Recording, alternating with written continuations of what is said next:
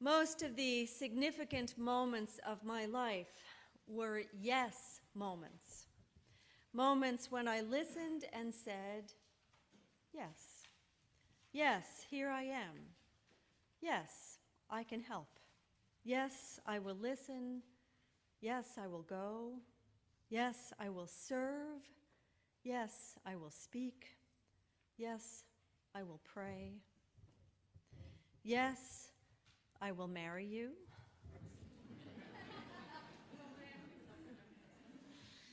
Yes, I will move to Maine.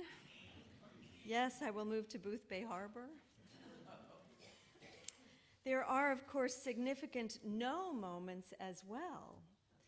I am convinced that no can be a very holy word.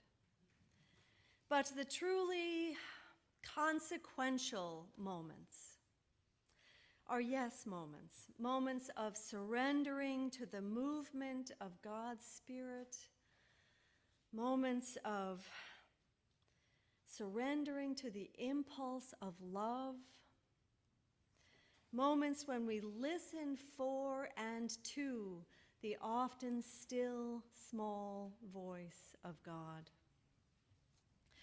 Dag Hammarskjöld, the Swedish diplomat who became Secretary General of the United Nations and went on to negotiate important ceasefires and peace agreements, and who put his life in harm's way for the betterment of the world, spoke of the importance of saying yes.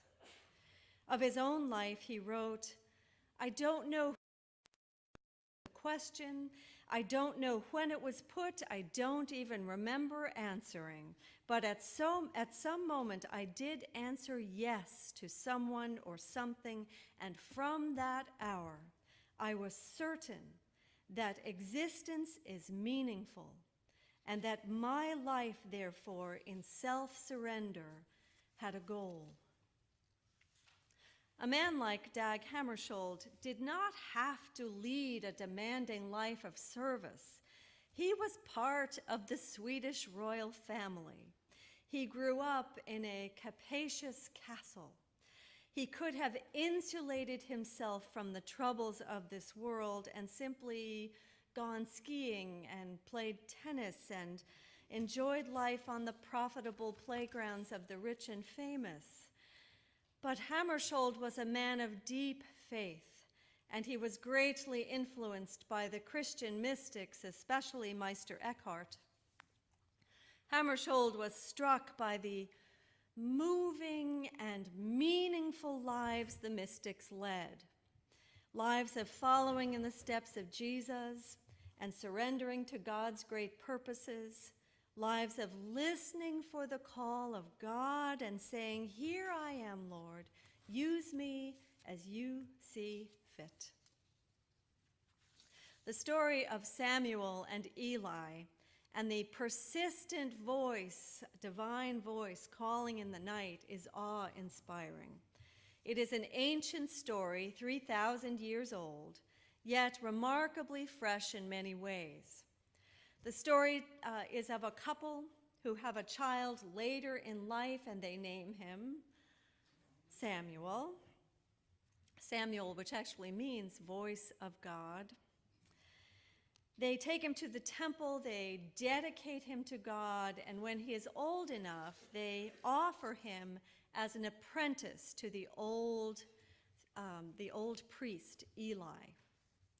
The part of the story we ponder today, it's a long story, worth reading. I encourage you to read the whole book, the whole thing. But the little part we read today takes place in the night. Eli and Samuel are asleep, Eli in his room, and Samuel is asleep in the temple, in the sanctuary itself. A voice calls out of the dark, "Samuel, Samuel." Samuel thinks it must be Eli calling, and he runs to Eli saying, "Here I am, you called me." Eli responds, "No, I didn't call you. Go back to sleep." Most parents know this story.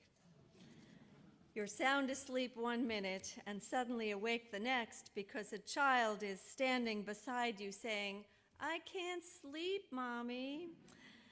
"Go back to bed," you instruct. "Go back to bed, close your eyes, and go to sleep."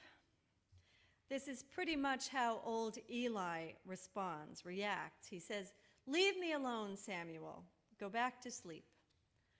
Old Eli rolls over, hoping, I'm assuming, to re-enter the peace of sleep. But it happens a second time, and a third.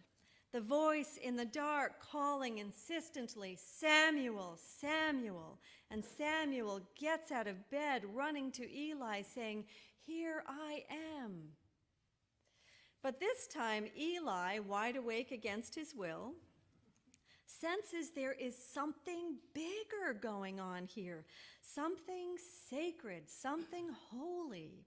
Perhaps, thinks Eli, God is speaking to this boy. And this is an unusual event. At the beginning of the story, we read that God's voice was rare in those days. Perhaps not as rare as it is today, but rare nonetheless. Maybe the voice of God is rare because then, as now, we are not listening. Maybe God is calling us by name all the time, but we are not listening.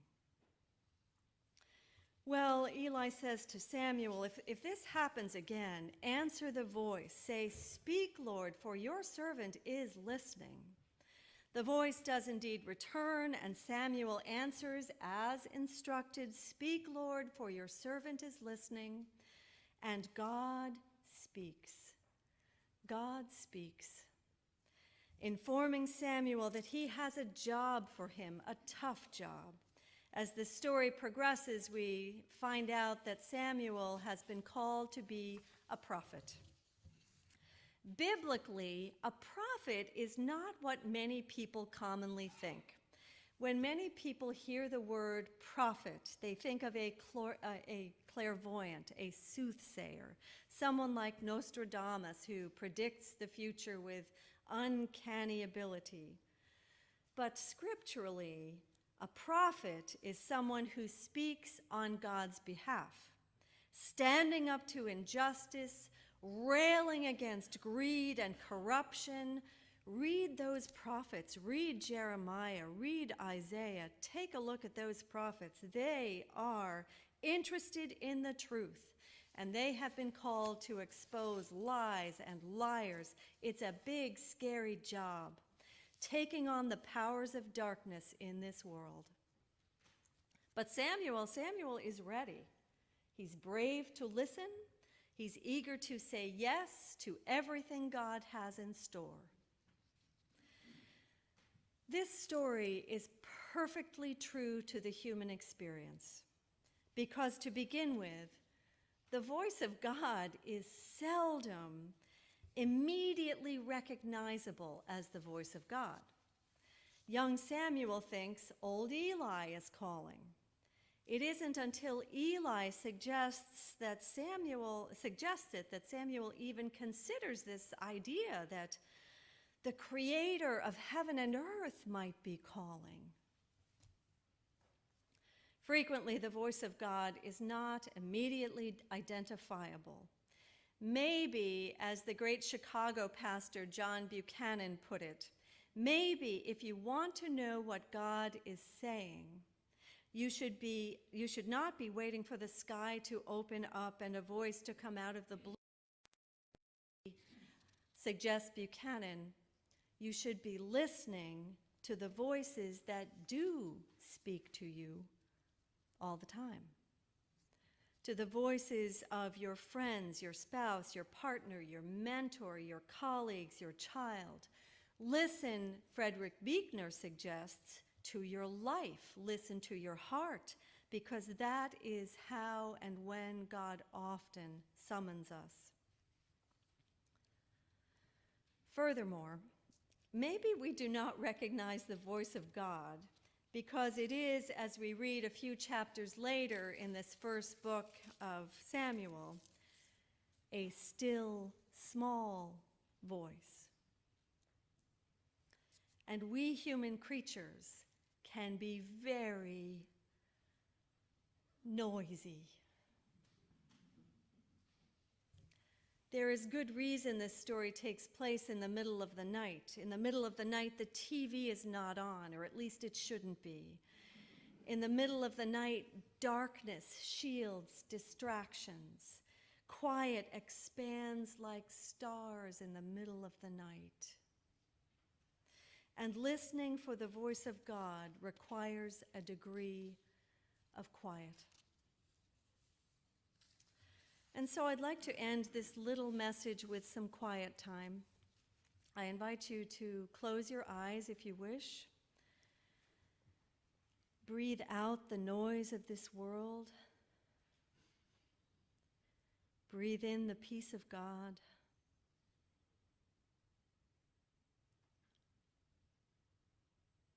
Listen.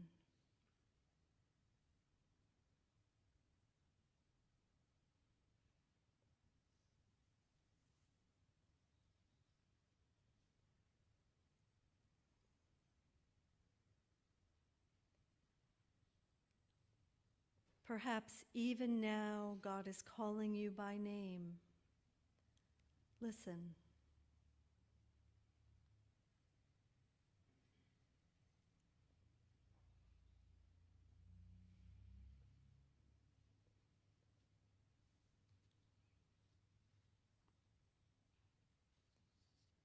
And in the silence of your heart, pray, I am here.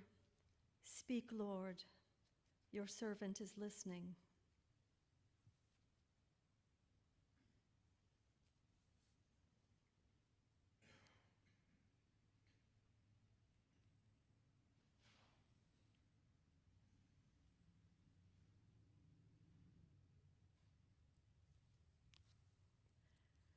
Let us pray. Holy One, in the noisy busyness of our world, here we are, your listening servants. Speak to us. Wake us up. Call us into your work in this world. Help us to surrender to your just and good purposes, to say yes to you again and again, in the grace and peace and love of Christ. Amen.